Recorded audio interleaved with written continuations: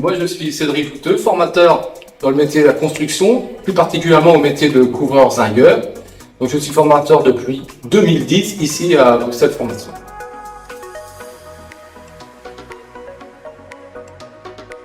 Les outils que je vais utiliser, c'est des outils que j'utilise à plusieurs moments de la formation. Donc en premier, je vais utiliser au début de la formation, à la première semaine, pour faire connaissance des savoir-faire comportementaux. C'est-à-dire que je prends la shopping list, j'ai découpé tous les symboles plus les définitions, et les stagiaires, entre eux, ils doivent trouver la définition avec le symbole. Puis après, on va débriefer ensemble. 2, j'utilise plutôt pendant la formation, pendant les entretiens individuels. Là, j'ai utilisé le radar, donc ils travaillent individuellement sur les savoir-faire comportementaux. Et 3, je vais l'utiliser plutôt à la fin de la formation. C'est un outil qu'on a mis en place avec mes collègues formateurs, ça s'appelle Debrief Skills.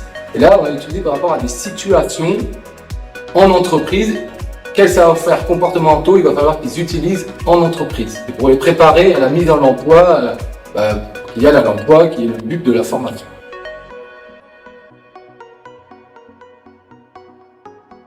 Donc je vais vous parler des savoir-faire comportementaux que j'utilise pendant la formation avec mes stagiaires.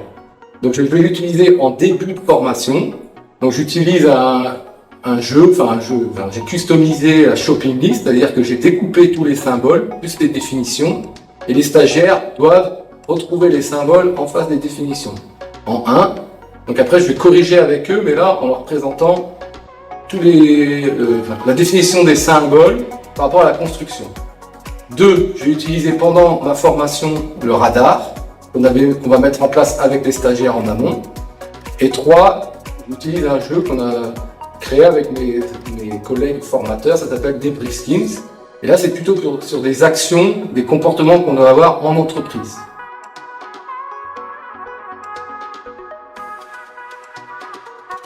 Alors, au début de la formation, que les stagiaires puissent faire connaissance avec la shopping list, les 27 savoir-faire comportementaux, je leur distribue, alors ils sont en groupe, je vais distribuer tous les petits symboles, je vais les mettre sur la table, je les mélange. Puis après, je distribue les définitions que j'ai imprimées Donc en groupe, pendant 10-15 minutes, ils doivent mettre en face le symbole et la définition. Donc comme ça, ils lisent, ils discutent, je les écoute, et ça fonctionne très bien. Bon, même si à la fin, ils ne trouvent pas les 27, parce que c'est quand même pas évident de mettre certains symboles en face certaines définitions, mais ce n'est pas le but, c'est pour faire connaissance. Puis après, quand on va corriger, je mets au tableau la shopping list, voilà. Mais moi, je l'ai modifié avec plein de petites situations par rapport à la construction. Donc, je vais projeter au tableau la shopping list, mais dédiée à la construction pour bien qu'ils comprennent qu'est-ce que ça veut dire la définition qu'on leur a mis en face par rapport à une situation de la construction. D'accord? Donc ça, c'est pareil, comme ça, on leur fait faire bien connaissance des savoir-faire comportement en construction, et des fois, ils sont étonnés, en construction, qu'on va leur demander tout ça, et même, ils sont étonnés qu'eux-mêmes, déjà, ils ont certains savoir-faire comportementaux qu'ils ne savaient pas avant. Puis, à la fin de cette partie, cette session qui dure 1 heure, 1 heure et demie, je leur demande d'en choisir 6, qui pour eux est le plus important comme savoir-faire comportementaux dans le métier de la couverture. Et généralement, ça fonctionne. Sur 6, ils vont en trouver 4 que moi j'ai déjà sélectionnés. Ils vont nous servir après, pendant la formation, à un outil plus individuel qu'on va utiliser. Bon.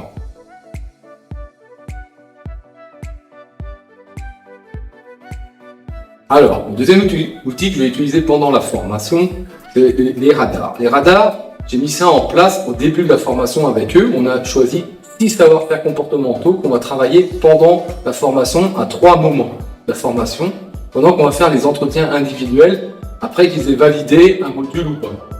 Donc moi, l'avantage que j'ai avec cet outil, je trouve qu'on va prendre le stagiaire en tête à tête.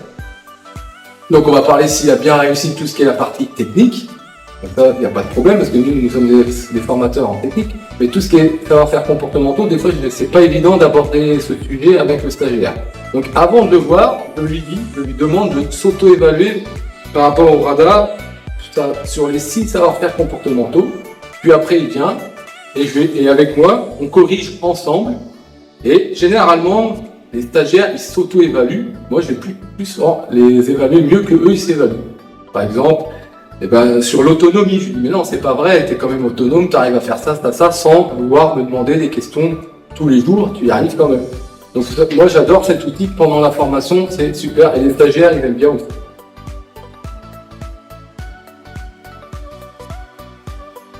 Donc, le troisième outil que je vais utiliser plus au moment de la mise à l'emploi, quand on fait le CV, pour se proposer des situations en entreprise. Donc on a créé un jeu. Donc le jeu s'appelle Debrief Skills. Donc par exemple, on va leur proposer une situation. Là, l'exemple, c'est une situation où votre responsable vous ordonne de changer de poste de travail. Donc, je leur fais voir 6 savoir-faire comportementaux. D'accord ? On a fait un petit support métallique. Donc sur ces 6 savoir-faire comportementaux, il va falloir qu'ils en sélectionnent 4. Donc les stagiaires, chacun a reçu un jeu de cartes comme ça, avec les savoir-faire comportementaux, et il va falloir qu'ils en sélectionnent 4 sur les 6 qu'on leur a présentés et qu'ils les mettent sur la table. Donc ça c'est pareil. Après, le plus important, en fait, ce qui est important, c'est le débriefing par rapport à cette situation-là pour qu'ils se rendent compte. Par exemple, vous êtes dans la construction, moi je suis couvreur, il se met à pleuvoir, il faut bâcher, qu'est-ce qu'on fait ? Donc ça c'est un changement qui n'était pas prévu, on s'en va pas en courant. Il faut rester calme. Le but c'est de bâcher, mais en restant calme, en ne paniquant pas. Donc, qu'est-ce qu'on va leur demander comme ça en faire comportementaux par rapport à cette situation-là, par exemple. Donc après, le jeu, on a mis des situations, mais on peut les modifier suivant le métier, suivant le formateur comme il en rentre.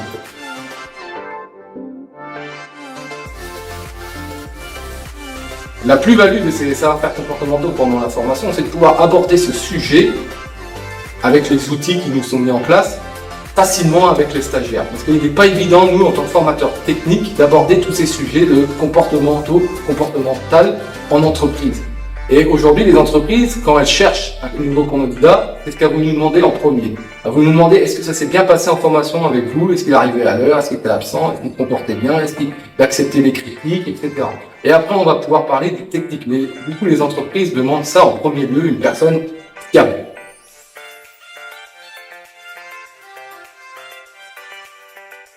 Alors, n'hésitez pas à m'écrire un mail à l'adresse mail qui va s'afficher derrière moi. Vous pouvez m'envoyer vos questions, je peux vous partager avec plaisir les supports pédagogiques que j'ai créés.